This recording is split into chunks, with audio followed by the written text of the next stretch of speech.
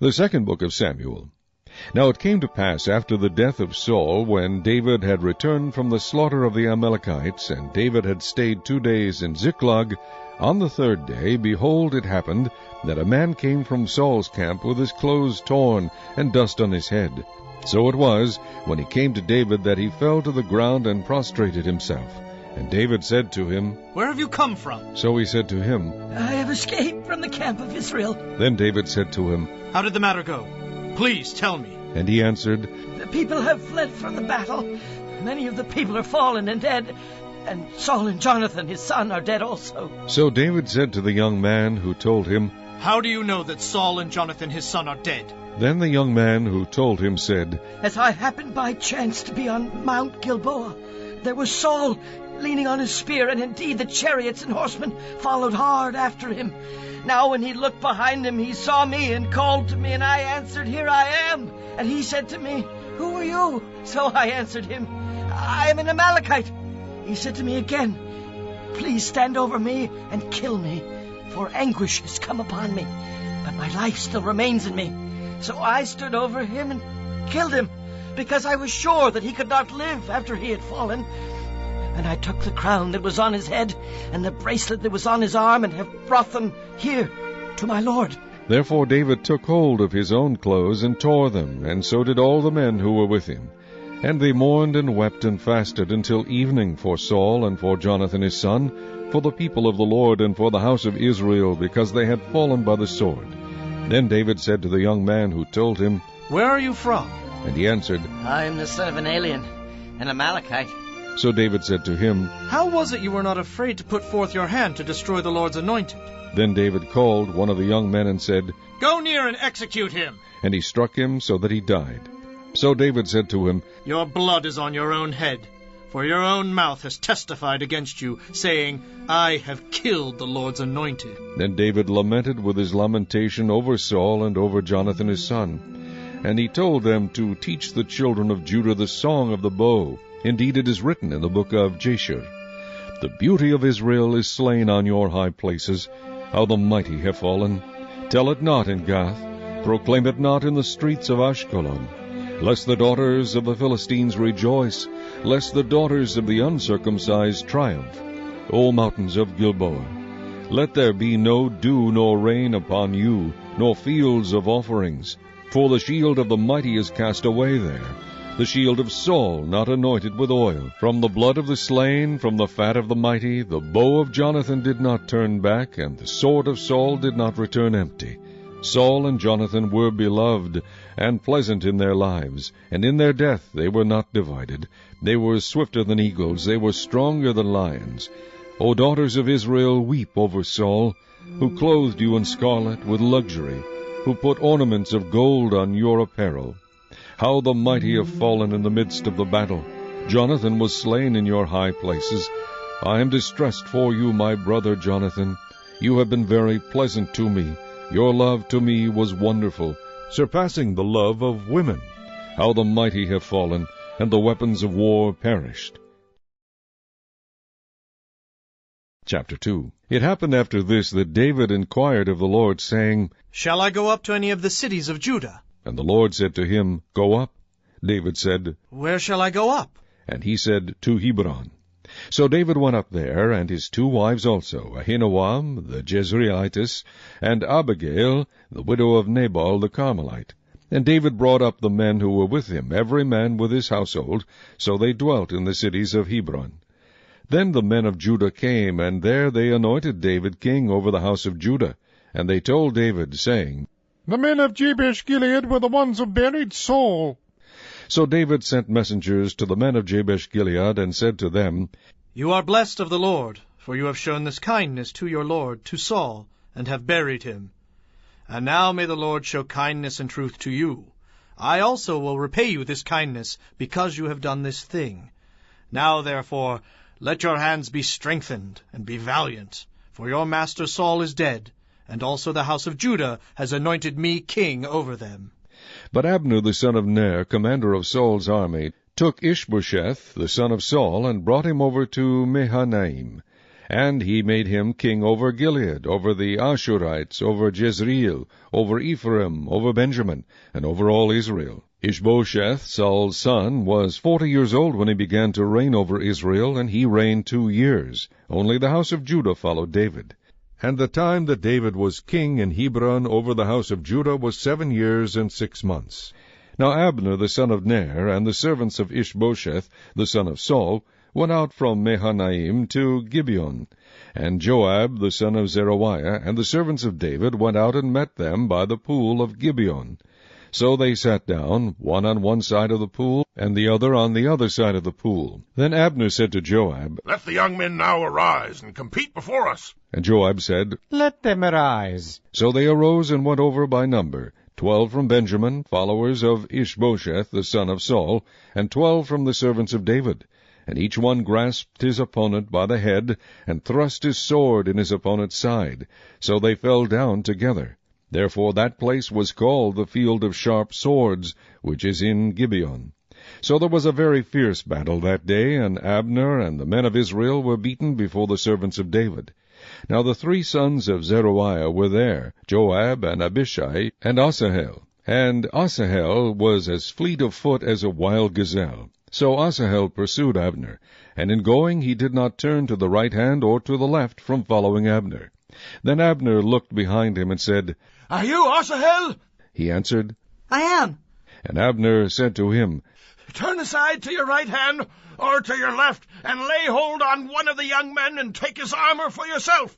But Asahel would not turn aside from following him. So Abner said again to Asahel, Turn aside from following me. Why should I strike you to the ground? How then could I face your brother Joab? However, he refused to turn aside. Therefore Abner struck him in the stomach with the blunt end of the spear, so that the spear came out of his back. And he fell down there and died on the spot. So it was that as many as came to the place where Asahel fell down and died stood still. Joab and Abishai also pursued Abner, and the sun was going down when they came to the hill of Ammah, which is before Giah by the road to the wilderness of Gibeon. Now the children of Benjamin gathered together behind Abner, and became a unit, and took their stand on top of a hill. Then Abner called to Joab and said, Shall the sword devour forever? Do you not know that it will be bitter in the latter end? How long will it be then until you tell the people to return from pursuing their brethren? And Joab said, As God lives, unless you had spoken surely then, by morning all the people would have given up pursuing their brethren. So Joab blew a trumpet, and all the people stood still and did not pursue Israel any more, nor did they fight any more. Then Abner and his men went on all that night through the plain, crossed over the Jordan, and went through all Bithron, and they came to Mahanaim. So Joab returned from pursuing Abner, and when he had gathered all the people together, there were missing of David's servants 19 men and Asahel. But the servants of David had struck down of Benjamin and Abner's men 360 men who died. Then they took up Asahel and buried him in his father's tomb, which was in Bethlehem. And Joab and his men went all night, and they came to Hebron at daybreak. Chapter 3. Now there was a long war between the house of Saul and the house of David, but David grew stronger and stronger, and the house of Saul grew weaker and weaker. Sons were born to David in Hebron. His firstborn was Amnon, by Ahinoam the Jezreelitess. His second, Chileab, by Abigail, the widow of Nabal the Carmelite. The third, Absalom, the son of Maacah, the daughter of Talmai, king of Geshur. The fourth, Adonijah, the son of Haggith. The fifth, Shephatiah, the son of Abital. And the sixth, Ithream, by David's wife Eglah. These were born to David in Hebron. Now it was so, while there was war between the house of Saul and the house of David, that Abner was strengthening his hold on the house of Saul. And Saul had a concubine, whose name was Rizpah, the daughter of Aiah. So Ishbosheth said to Abner, Why have you gone into my father's concubine? Then Abner became very angry at the words of Ishbosheth, and said, Am I a dog's head that belongs to Judah? Today I showed loyalty to the house of Saul your father, to his brothers, and to his friends, and have not delivered you into the hand of David. And you charge me today with a fault concerning this woman? May God do so to Abner, and more also, if I do not do for David as the Lord has sworn to him, to transfer the kingdom from the house of Saul, and set up the throne of David over Israel and over Judah, from Dan to Beersheba. And he could not answer Abner another word, because he feared him. Then Abner sent messengers on his behalf to David, saying, Whose is the land? Saying also, Make your covenant with me, and indeed my hand shall be with you, to bring all Israel to you. And David said, Good. I will make a covenant with you. But one thing I require of you. You shall not see my face unless you first bring Michal, Saul's daughter, when you come to see my face. So David sent messengers to Ishbosheth, Saul's son, saying, Give me my wife Michal, whom I betrothed to myself, for 100 foreskins of the Philistines. And Ishbosheth sent and took her from her husband, from Paltiel the son of Laish. Then her husband went along with her to Bahurim, weeping behind her. So Abner said to him, Go, return. And he returned. Now Abner had communicated with the elders of Israel, saying, In time past you were seeking for David to be king over you. Now then do it. For the Lord has spoken of David, saying, By the hand of my servant David I will save my people Israel from the hand of the Philistines and the hand of all their enemies. And Abner also spoke in the hearing of Benjamin. Then Abner also went to speak in the hearing of David in Hebron all that seemed good to Israel and the whole house of Benjamin. So Abner and 20 men with him came to David at Hebron. And David made a feast for Abner and the men who were with him. Then Abner said to David, I will arise and go and gather all Israel to my lord the king, that they may make a covenant with you, and that you may reign over all that your heart desires. So David sent Abner away, and he went in peace. At that moment the servants of David and Joab came from a raid, and brought much spoil with them. But Abner was not with David in Hebron, for he had sent him away, and he had gone in peace. When Joab and all the troops that were with him had come, they told Joab, saying, Abner the son of Ner came to the king, and he sent him away, and he has gone in peace. Then Joab came to the king and said, What have you done? Look, Abner came to you. Why is it that you sent him away, and he is already gone? Surely you realize that Abner the son of Ner came to deceive you, to know you're going out and you're coming in, and to know all that you are doing. And when Joab had gone from David's presence, he sent messengers after Abner, who brought him back from the well of Sirah, but David did not know it. Now when Abner had returned to Hebron, Joab took him aside in the gate to speak with him privately, and there stabbed him in the stomach, so that he died for the blood of Asahel his brother. Afterward, when David heard it, he said, My kingdom and I are guiltless before the Lord forever of the blood of Abner the son of Ner. Let it rest on the head of Joab, and on all his father's house. And let there never fail to be in the house of Joab one who has a discharge, or is a leper, who leans on a staff, or falls by the sword, or who lacks bread. So Joab and Abishai his brother killed Abner, because he had killed their brother Asahel at Gibeon in the battle. Then David said to Joab and to all the people who were with him, Tear your clothes, gird yourselves with sackcloth, And mourn for Abner. And King David followed the coffin. So they buried Abner in Hebron, and the king lifted up his voice and wept at the grave of Abner, and all the people wept. And the king sang a lament over Abner, and said, Should Abner die as a fool dies? Your hands were not bound, nor your feet put into fetters. As a man falls before wicked men, so you fell. Then all the people wept over him again. And when all the people came to persuade David to eat food while it was still day, David took an oath, saying, God do so to me, and more also, if I taste bread or anything else till the sun goes down. Now all the people took note of it, and it pleased them, since whatever the king did pleased all the people. For all the people in all Israel understood that day that it had not been the king's intent to kill Abner the son of Ner. Then the king said to his servants, Do you not know that a prince and a great man has fallen this day in Israel? And I am weak today, though anointed king. And these men, the sons of Zeruiah, are too harsh for me. The Lord shall repay the evildoer according to his wickedness. Chapter 4. When Saul's son heard that Abner had died in Hebron, he lost heart, and all Israel was troubled. Now Saul's son had 2 men who were captains of troops. The name of one was Baanah, and the name of the other Rechab, the sons of Rimmon the Beerothite, of the children of Benjamin, for Beeroth also was part of Benjamin, because the Beerothites fled to Gittaim, and have been sojourners there until this day. Jonathan, Saul's son, had a son who was lame in his feet. He was 5 years old when the news about Saul and Jonathan came from Jezreel, and his nurse took him up and fled. And it happened, as she made haste to flee, that he fell and became lame. His name was Mephibosheth.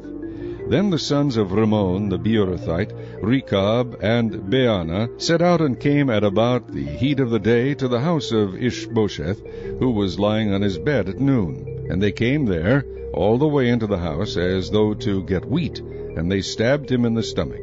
Then Rechab and Baanah, his brother, escaped. For when they came into the house, he was lying on his bed in his bedroom. Then they struck him and killed him, beheaded him, and took his head, and were all night escaping through the plain. And they brought the head of Ishbosheth to David at Hebron, and said to the king, Here is the head of Ishbosheth, the son of Saul your enemy, who sought your life. And the Lord has avenged my lord the king this day of Saul and his descendants. But David answered Rechab and Baanah his brother, the sons of Rimmon the Beerothite, and said to them, As the Lord lives, who has redeemed my life from all adversity, when someone told me, saying, Look, Saul is dead, thinking to have brought good news, I arrested him and had him executed in Ziklag, the one who thought I would give him a reward for his news. How much more when wicked men have killed a righteous person in his own house on his bed? Therefore, shall I not now require his blood at your hand and remove you from the earth? So David commanded his young men, and they executed them, cut off their hands and feet, and hanged them by the pool in Hebron. But they took the head of Ishbosheth and buried it in the tomb of Abner in Hebron. Chapter 5. Then all the tribes of Israel came to David at Hebron and spoke, saying, Indeed, we are your bone and your flesh. Also, in time past, when Saul was king over us, you were the one who led Israel out and brought them in, and the Lord said to you, You shall shepherd my people Israel, and be ruler over Israel. Therefore all the elders of Israel came to the king at Hebron, and King David made a covenant with them at Hebron before the Lord. And they anointed David king over Israel. David was 30 years old when he began to reign, and he reigned 40 years. In Hebron he reigned over Judah 7 years and 6 months, and in Jerusalem he reigned 33 years over all Israel and Judah. And the king and his men went to Jerusalem against the Jebusites, the inhabitants of the land, who spoke to David, saying, You shall not come in here, but the blind and the lame will repel you, thinking David cannot come in here. Nevertheless David took the stronghold of Zion, that is the city of David. Now David said on that day, Whoever climbs up by the way of the water shaft and defeats the Jebusites, the lame and the blind, who are hated by David's soul, he shall be chief and captain. Therefore they say, The blind and the lame shall not come into the house. Then David dwelt in the stronghold, and called it the city of David. And David built all around, from the Millo and inward. So David went on and became great, and the Lord God of hosts was with him. Then Hiram king of Tyre sent messengers to David, and cedar trees, and carpenters, and masons, and they built David a house. So David knew that the Lord had established him as king over Israel, and that he had exalted his kingdom for the sake of his people Israel. And David took more concubines and wives from Jerusalem, after he had come from Hebron. Also more sons and daughters were born to David.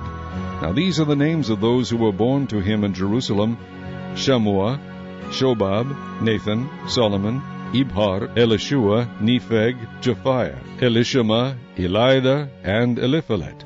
Now when the Philistines heard that they had anointed David king over Israel, all the Philistines went up to search for David. And David heard of it, and went down to the stronghold. The Philistines also went and deployed themselves in the valley of Rephaim. So David inquired of the Lord, saying, Shall I go up against the Philistines? Will you deliver them into my hand? And the Lord said to David, Go up, for I will doubtless deliver the Philistines into your hand. So David went to Baal Perazim, and David defeated them there. And he said, The Lord has broken through my enemies before me like a breakthrough of water. Therefore he called the name of that place Baal Perazim. And they left their images there, and David and his men carried them away. Then the Philistines went up once again, and deployed themselves in the valley of Rephaim. Therefore David inquired of the Lord, and he said, You shall not go up. Circle around behind them, and come upon them in front of the mulberry trees. And it shall be, when you hear the sound of marching in the tops of the mulberry trees, then you shall advance quickly, for then the Lord will go out before you to strike the camp of the Philistines. And David did so, as the Lord commanded him, and he drove back the Philistines from Geba as far as Gezer. Chapter 6. Again David gathered all the choice men of Israel, 30,000. And David arose and went with all the people who were with him from Beer-li, Judah, to bring up from there the ark of God, whose name is called by the name, the Lord of hosts, who dwells between the cherubim. So they set the ark of God on a new cart, and brought it out of the house of Abinadab, which was on the hill. And Uzzah and Ahio, the sons of Abinadab, drove the new cart. And they brought it out of the house of Abinadab, which was on the hill, accompanying the ark of God. And Ahio went before the ark. Then David and all the house of Israel played music before the Lord on all kinds of instruments of fir wood, on harps, on stringed instruments, on tambourines, on sistrums, and on cymbals. And when they came to Nachon's threshing floor, Uzzah put out his hand to the ark of God, and took hold of it, for the oxen stumbled. Then the anger of the Lord was aroused against Uzzah, and God struck him there for his error, and he died there by the ark of God. And David became angry because of the Lord's outbreak against Uzzah, and he called the name of the place Perez Uzzah to this day. David was afraid of the Lord that day, and he said, How can the ark of the Lord come to me? So David would not move the ark of the Lord with him into the city of David, but David took it aside into the house of Obed-Edom the Gittite. The ark of the Lord remained in the house of Obed-Edom the Gittite 3 months, and the Lord blessed Obed-Edom and all his household. Now it was told King David, saying, The Lord has blessed the house of Obed-Edom, and all that belongs to him, because of the ark of God. So David went and brought up the ark of God from the house of Obed-Edom to the city of David with gladness.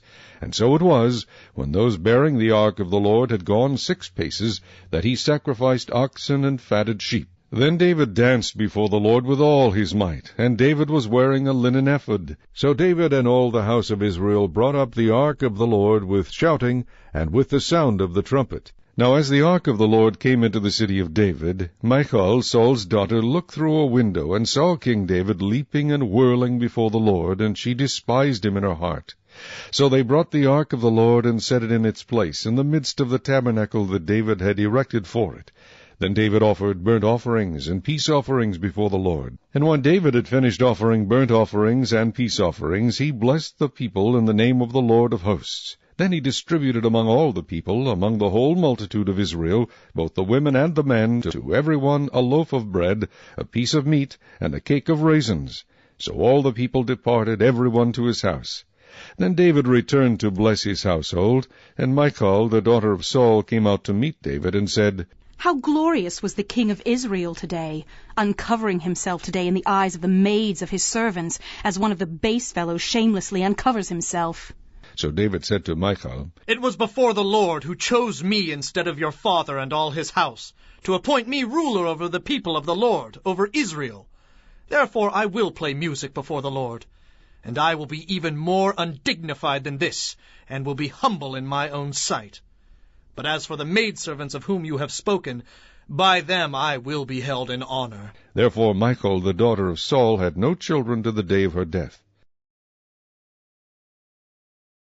Psalm 74, a contemplation of Asaph. O God, why have you cast us off forever? Why does your anger smoke against the sheep of your pasture? Remember your congregation, which you have purchased of old, the tribe of your inheritance which you have redeemed, this Mount Zion where you have dwelt. Lift up your feet to the perpetual desolations. The enemy has damaged everything in the sanctuary. Your enemies roar in the midst of your meeting place. They set up their banners for signs. They seem like men who lift up axes among the thick trees. And now they break down its carved work all at once with axes and hammers. They have set fire to your sanctuary. They have defiled the dwelling place of your name to the ground. They said in their hearts, Let us destroy them altogether. They have burned up all the meeting places of God in the land. We do not see our signs. There is no longer any prophet, nor is there any among us who knows how long. O God, how long will the adversary reproach? Will the enemy blaspheme your name forever? Why do you withdraw your hand, even your right hand? Take it out of your bosom, and destroy them. For God is my King from of old, working salvation in the midst of the earth. You divided the sea by your strength. You broke the heads of the sea serpents in the waters. You broke the heads of Leviathan in pieces, and gave him as food to the people inhabiting the wilderness. You broke open the fountain and the flood. You dried up mighty rivers. The day is yours, the night also is yours. You have prepared the light and the sun. You have set all the borders of the earth. You have made summer and winter. Remember this, that the enemy has reproached, O Lord, and that a foolish people has blasphemed your name. O do not deliver the life of your turtle dove to the wild beast. Do not forget the life of your poor forever. Have respect to the covenant, for the dark places of the earth are full of the haunts of cruelty. O do not let the oppressed return ashamed. Let the poor and needy praise your name. Arise, O God, plead your own cause. Remember how the foolish man reproaches you daily. Do not forget the voice of your enemies. The tumult of those who rise up against you increases continually. Chapter 9. Now as Jesus passed by, he saw a man who was blind from birth. And his disciples asked him, saying, Rabbi, who sinned, this man or his parents, that he was born blind? Jesus answered, Neither this man nor his parents sinned, but that the works of God should be revealed in him. I must work the works of him who sent me while it is day. The night is coming, when no one can work. As long as I am in the world, I am the light of the world. When he had said these things, he spat on the ground and made clay with the saliva. And he anointed the eyes of the blind man with the clay. And he said to him, Go, wash in the pool of Siloam, which is translated sent. So he went and washed, and came back seeing. Therefore the neighbors and those who previously had seen that he was blind said, Is not this he who sat and begged? Some said, This is he. Others said, He's like him. He said, I am he. Therefore they said to him, How were your eyes opened? He answered and said, A man called Jesus made clay and anointed my eyes and said to me, Go to the pool of Siloam and wash. So I went and washed, and I received sight. Then they said to him, Where is he? He said, I do not know. They brought him who formerly was blind to the Pharisees. Now it was a Sabbath when Jesus made the clay and opened his eyes. Then the Pharisees also asked him again how he had received his sight. He said to them, He put clay on my eyes, and I washed, and I see. Therefore some of the Pharisees said, This man is not from God, because he does not keep the Sabbath. Others said, How can a man who is a sinner do such signs? And there was a division among them. They said to the blind man again, What do you say about him because he opened your eyes? He said, He is a prophet. But the Jews did not believe concerning him that he had been blind and received his sight, until they called the parents of him who had received his sight. And they asked them, saying, Is this your son, who you say was born blind? How then does he now see? His parents answered them and said, We know that this is our son, and that he was born blind. But by what means he now sees we do not know, or who opened his eyes we do not know. He is of age. Ask him. He will speak for himself. His parents said these things because they feared the Jews. For the Jews had agreed already that if anyone confessed that he was Christ, he would be put out of the synagogue. Therefore his parents said, He is of age. Ask him.